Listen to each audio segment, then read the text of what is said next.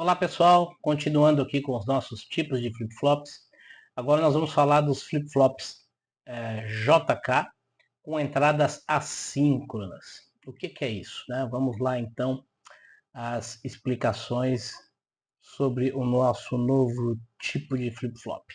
Então nós temos aqui a nossa figura, reparem, nós temos aqui um flip-flop. Ele é o flip-flop JK, como nós já tínhamos visto lá na aula de JK. Eu tenho as entradas J e K, que eu liguei aqui no nível 1, né? Está marcado 5 volts aqui, entenda como nível 1. Nível 1, então ele está de acordo com a tabela verdade dele. 1 e 1 é o estado da comutação, né? E aqui é um flip-flop que é ativo, né, na borda de descida da entrada clock, né, que aparece esse sinal de negação aqui na entrada. Então, a cada borda de descida, ele vai pegar o que está na entrada, que é 1 e 1, e vai ficar, então, comutando. Então, a cada comutação, a saída aqui vai alternar. Tá? Isso vai ficar bastante claro para a gente também quando estivermos fazendo ali uma simulação do flip-flop JK. Que nós vamos ver nas próximas aulas. Tá? O que nós temos de novidade aqui são essas duas entradas, uma em cima e uma embaixo. Vamos explicar o funcionamento delas então. Essas entradas J e K, como elas são dependentes do clock, convencionou-se chamá-las de entradas síncronas. Síncronas no sentido de que essas entradas atuam de forma sincronizada com o sinal, que é o sinal de clock ou o sinal de relógio. Ok? Então, essas duas entradas funcionam de maneira sincronizada. E se nós tivermos um circuito com vários flip-flops, todos os flip-flops funcionarão de maneira sincronizada, ou seja, todos atuarão exatamente ao mesmo tempo, se todos os clocks estiverem conectados, claro. Por isso a gente chama então de entradas síncronas. São entradas que dependem de um sinal de referência, não um sinal de gatilho, para poder operar. Tá? Então, as mudanças no flip-flop, das entradas síncronas do flip-flop, acontecem apenas quando eu tenho a presença de um sinal de relógio. E o sinal de relógio pode ser uma borda de subida ou uma borda de descida. Nesse caso aqui do exemplo, é uma borda de descida, ok? Esse flip-flop ele tem também entradas assíncronas, ou seja, entradas não síncronas. Percebam a diferença então? Síncronas são entradas que obedecem um sinal de sincronismo e assíncronas são entradas que não obedecem um sinal de sincronismo. Ou seja, essas entradas que aparecem acima e abaixo do flip-flop, elas não dependem desse sinal de gatilho, desse sinal de referência. Assim, eles podem funcionar a qualquer momento. É como se esse flip-flop ele tivesse ou o circuito JK, que é síncrono, e tivesse o LET 7 reset, que é assíncrono. Então, na verdade, eu tenho acesso às duas formas de funcionamento do meu flip-flop. Para que isso? É utilizado quando eu quero, por exemplo, resetar um contador. Nós vamos ver uns circuitos que podem ser construídos com flip-flops. Um deles é um circuito contador, né, é usado para realizar contagens, por exemplo, de 0 a 10, 0 a 20, enfim, ou um outro valor qualquer. E quando eu tenho as contagens, geralmente obedecem a um sinal de relógio. Né? Mas o reset, que é zerar a contagem, ele não precisa seguir um sinal de relógio. O reset não precisa acontecer de forma sincronizada. Então eu uso as entradas assíncronas para praticar um reset ou um set. Tá? É para isso que essas entradas servem. Então, vamos verificar aqui o funcionamento delas. Vamos mudar aqui para a caneta para ficar mais fácil de acompanhar. Então percebam, nós temos a entrada clock, a entrada preset, a entrada clear e a saída Q. Tá?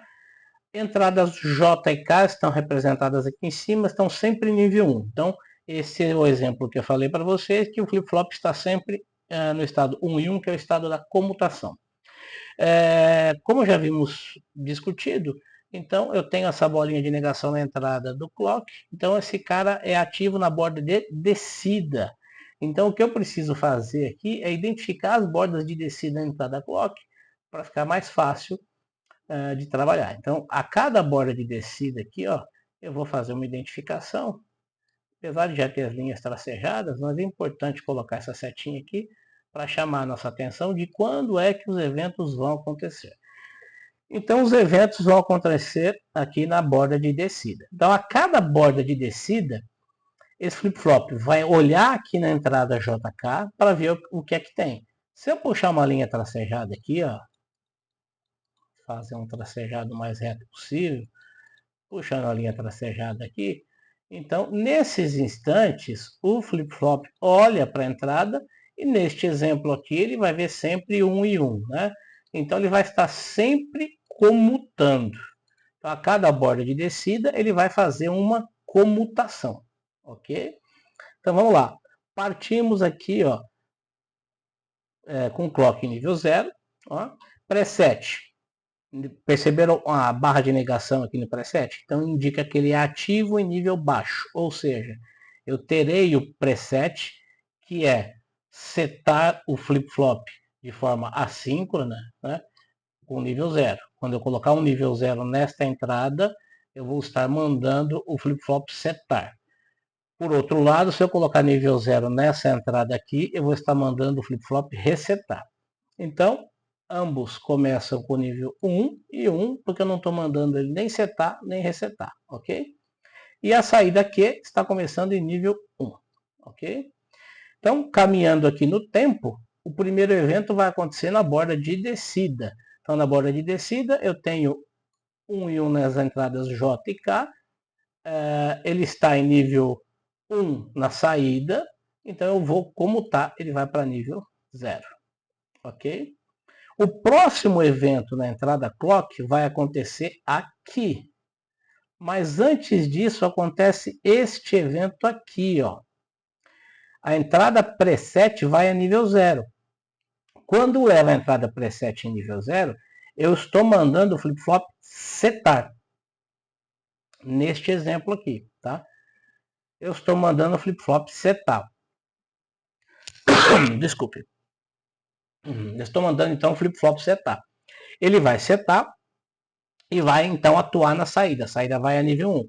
Perceba aqui a saída indo nível 1. Então, isso aqui foi a atuação da entrada assíncrona. Tá? Não dependeu do sinal de clock. Independente de ter uma borda de descida ou não, a mudança aconteceu, porque aconteceu na entrada assíncrona. Vamos caminhando no tempo, mais uma vez aqui, nesse segundo instante, na segunda borda de descida. Segunda borda de descida, eu olho na entrada, eu tenho 1 e 1, eu vou comutar. Então, aqui na saída, tenho comutação, tá? Não tem mudança em preset, não tem mudança em clear, então a gente vai na terceira borda de descida. Aqui eu tenho 1 e 1, ele comuta novamente. Só que aqui eu tenho uma entrada assíncrona no clear. Eu vou a nível 0 na entrada clear, então eu estou mandando resetar o flip-flop, ele vai resetar, ele vai a nível 0 imediatamente, tá? Passando mais adiante, a gente tem essa nova borda de descida. Nessa nova borda de descida, a gente tem o nível 1 e 1, tá? Mas deveria comutar, né? Mas repare que aqui continua em nível 0. Tá? Eu continuo mandando o flip-flop resetar. Então, ele vai ignorar esse comando aqui nas entradas J e K. O que mostra para a gente que as entradas assíncronas, elas têm prioridade maior do que as entradas síncronas. Porque se eu envio comandos diferentes, né, para a entrada síncrona e as entradas assíncronas obedecem e as entradas síncronas são ignoradas. As entradas assíncronas, então, têm prioridade sobre as entradas síncronas. Por isso, continua em nível 0 aqui. Tá? Quando volta para nível 1 aqui na frente, então desligo a entrada clear, né? E ele vai continuar em nível 1 para frente aqui, até o final. Então eu não vou ter comandos mais assíncronos. A minha última mudança vai acontecer aqui quando eu tenho uma borda de descida. E aqui na borda de descida, né, eu vou ter uma comutação, está em nível 0, vai a nível 1. Ok? Então esse é o funcionamento das entradas assíncronas no flip-flop JK. Isso vai ficar mais claro quando nós estivermos simulando o funcionamento do flip-flop com as nossas ferramentas de simulação que nós iremos demonstrar. Ok? Lembre-se disso, é muito importante. Entradas assíncronas não dependem do clock e tem prioridade sobre as entradas síncronas. Tá? Um abraço, até a próxima aula.